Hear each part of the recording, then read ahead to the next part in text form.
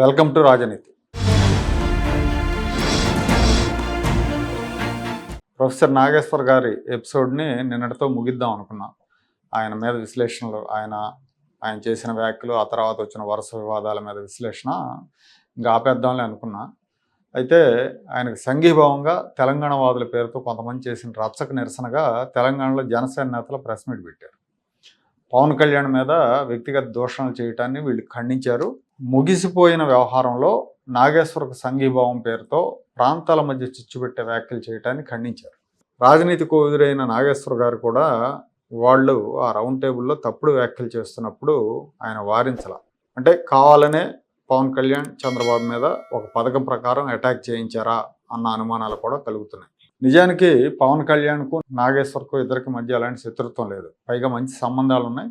అదే విషయం నాగేశ్వర్ చెప్పారు, పవన్ కళ్యాణ్ కూడా చెప్పారు, ఈ వివాదం తర్వాత కూడా చెప్పారు. అలాగే తెలుగుదేశం పార్టీ, నాగేశ్వర్ తెలుగుదేశం పార్టీని ఇండైరెక్ట్గా విమర్శిస్తున్నారు, జగన్మోహన్ ఇండైరెక్ట్గా మోస్తున్నారు. కానీ ఒకప్పుడు నాగేశ్వర్ ఎమ్మెల్సీ కావడానికి తెలుగుదేశం పార్టీ మద్దతు ఇచ్చింది. అసలు ఇప్పుడు ఇదంతా ఎందుకు జరిగింది అంటే కొత్తగా ఒక కథనం ప్రచారంలోకి వచ్చింది. అందుకే ఇప్పుడు ఈ వీడియో చేస్తున్నా.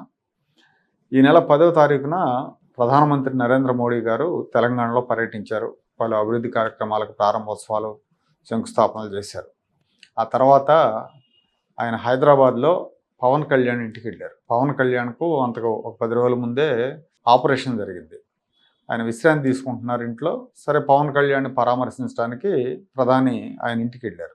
పవన్ కళ్యాణ్ని పరామర్శించిన తర్వాత హైదరాబాద్లోనే చంద్రబాబు నివాసానికి వెళ్ళారు. అక్కడ చంద్రబాబు, నారా లోకేష్లతో దాదాపు గంటకు పైగా భేటీ అయ్యారు. దేశ రాజకీయాలు, దేశంలో ఉన్న పరిస్థితులు, తెలంగాణ, ఏపీ రాజకీయాలు, కేంద్ర రాష్ట్ర ప్రభుత్వాల సమన్వయం, సహకారం మీద వీళ్ళు చర్చించుకున్నారు. మీడియాలో మంచి కవరేజ్ వచ్చింది. ప్రజలు కూడా మోడీ చంద్రబాబు, పవన్ కళ్యాణ్కి ఇస్తున్న ప్రాధాన్యత గురించి చర్చించుకున్నారు. అంటే ప్రధాని వైపు నుంచి, కేంద్రం వైపు నుంచి ఆంధ్రప్రదేశ్కి మంచి సహకారం అందుతుందన్న ఒక అభిప్రాయం ఏర్పడింది. వాళ్ళ మధ్య ఉన్న పరస్పర నమ్మకం, సన్నిహిత సంబంధాలు ఎక్స్పోజ్ అయినాయి, జనాలకి బాగా ఎక్స్పోజ్ అయింది మీడియా ద్వారా. ఆ తర్వాతనే నాగేశ్వర్ గారు ఈ వీడియో చేశారు. ఏమని చెప్పారు దాంట్లో? కేంద్ర హోంమంత్రి అమిత్ షా పవన్ కళ్యాణ్, నాదెళ్ల మనోహర్ ఆయన కలిసి జగన్మోహన్ రెడ్డిని ఎప్పుడు అరెస్ట్ చేస్తారని అడిగితే, జగన్మోహన్ రెడ్డి మాకు శాశ్వత మిత్రుడు, ఆయన గురించి మీకెందుకు, మీరు కూడా ఆయన మీద విమర్శలు చేయొద్దు, ఏదైనా గొడవ ఉంటే వాళ్ళిద్దరు చూసుకుంటారని చెప్పినట్టుగా వీడియోలో పేర్కొన్నారు. అంటే అంతకు ముందే ప్రధానమంత్రి వచ్చి వీళ్ళిద్దరినీ కలిసి వెళ్ళారు. ప్రధాని వీళ్ళకి ప్రాధాన్యం ఇస్తున్నారన్న సందేశం ఏపీ, తెలంగాణ ప్రజల్లోకి వెళ్ళింది. దాన్ని చెడగొట్టే ఉద్దేశంతో కావాలనే నాగేశ్వర్ ఇలా మాట్లాడారన్న ప్రచారం జరుగుతూ ఉంది. కొంతమంది అయితే ఇంకా ముందుకెళ్ళి జగన్మోహన్ రెడ్డి సూచన మేరకే నాగేశ్వర్ ఈ వీడియో చేశారని ఆరోపిస్తున్నారు. సరే, ఇందులో నిజానిజాలు ఎలా ఉన్నా కూడా ఈ సందర్భాన్ని గమనిస్తే అది నమ్మశక్యంగా ఉంది. నాగేశ్వర్ గతంలో జగన్మోహన్ రెడ్డికి అనుకూలంగా చేసిన వీడియోలు ఆ నమ్మకాన్ని ఇంకా బలపరుస్తుంది. ఈ మొత్తం ఎపిసోడ్లో తొలుత ఈ గొడవ వచ్చిన తర్వాత నాదెళ్ల మనోహర్ దాన్ని ఖండించిన తర్వాత, అలాంటిది ఏం జరగలేదని చెప్పిన తర్వాత వ్యాఖ్యలు వెనక్కి తీసుకుంటున్నానని నాగేశ్వర్ చెప్పారు. పవన్ కళ్యాణ్ కూడా ఆయన మీద చర్యలు తీసుకోవద్దని చెప్పారు.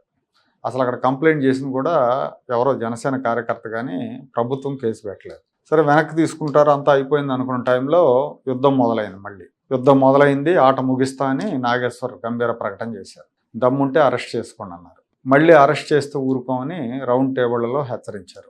ఆ రకంగా వివాదరహితుడైన విశ్లేషకుడు వివాదాస్పదుడు అయ్యారు.